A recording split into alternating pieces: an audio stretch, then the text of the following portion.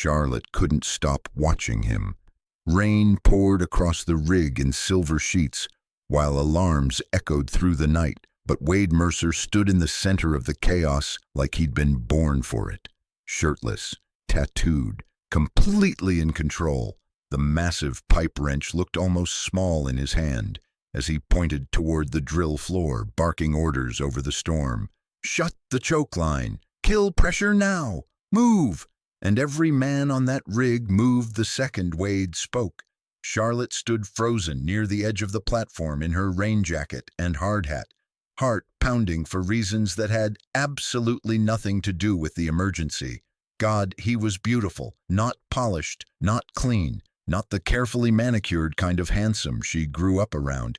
In country clubs and corporate boardrooms, Wade was rough edges and scars and raw strength.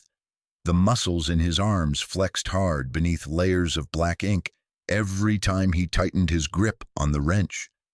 Rainwater ran down his chest and disappeared along tattooed lines stretching over his ribs and stomach. Charlotte had never wanted to touch someone so badly in her life. The realization shocked her. Then Wade looked at her. Even in the middle of absolute chaos, his eyes found hers instantly. For one brief second, the shouting around them disappeared, and Charlotte felt caught. Wade's gaze moved slowly over her face before he jerked his head toward the stairwell. "Get inside!" Charlotte lifted her chin stubbornly. "No." His jaw tightened immediately. "Charlotte?" The way he said her name sent heat straight through her. "I'm not leaving while your crew's still out here." One of the roughnecks nearby muttered, "Boss, pressure's still climbing." Wade cursed under his breath and turned away, immediately falling back into command mode. "Bring me the backup manifold." 3 workers scrambled instantly. Charlotte watched the entire thing unfold with stunned fascination.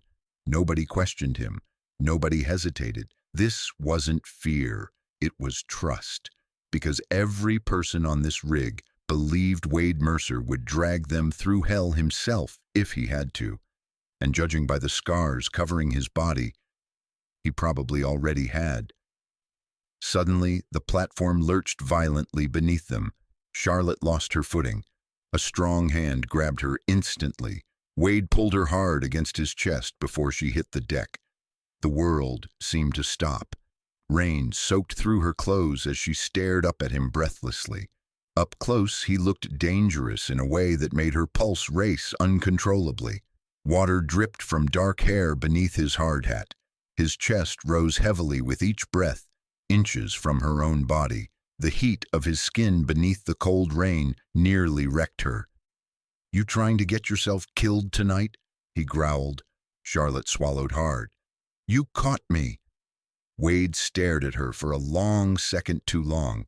His grip on her waist tightened, not enough to hurt, enough to say something. Then another explosion of steam burst somewhere below deck. Reality snapped back instantly. Wade released her and turned toward the crew again. "Everybody clear the line!" The emergency lasted another 20 brutal minutes before the pressure finally stabilized. When it was over, exhausted workers collapsed against railings and machinery throughout the rig. Wade stood breathing hard near the drill floor, wrench hanging loosely from one hand. Charlotte walked toward him slowly. He looked over as she approached. Neither spoke at first. Rain still fell softly around them. Finally, Charlotte glanced at the wrench in his hand. "You always carry that thing around like a weapon?" A tired smirk touched the corner of Wade's mouth. "Depends who's askin'." Charlotte stepped closer, close enough to see the water running along the sharp lines of his tattoos, close enough to smell rain, sweat, and oil on his skin again. Then, before common sense could stop her, she reached out and touched the tattoo on his chest. Wade went completely still. So did the entire world around them.